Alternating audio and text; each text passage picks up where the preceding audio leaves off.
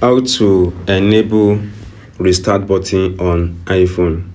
A lot of iPhone users don't know that their iPhone can be restarted, unlike Android where you just see this restart button, but iPhone is a bit different. So in this video, I'll guide you on how to restart your iPhone. So the first thing you have to do is to locate a button called shortcut on iPhone, and every iPhone has this shortcut button.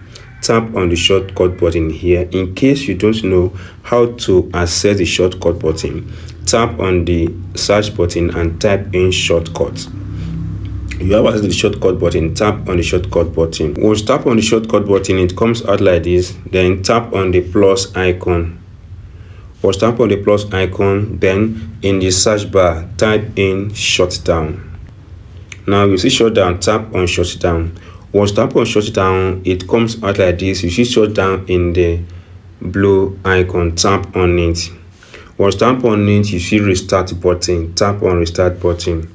Now once you tap on restart button, tap on the restart button at top of the screen, tap on this icon. Then from here, the first you have to do is to select a specific icon for the restart button. So let's go down to where there is arrow. Under arrow, we're going to see a very good icon that we can use for restart. So let's locate and tap on arrow. So under arrow, I want to choose this particular one. Once tap on it, then come down to this place. Now tap on it again, tap on the icon again, then select a color. I think this color is very good, or this, so it depends on you.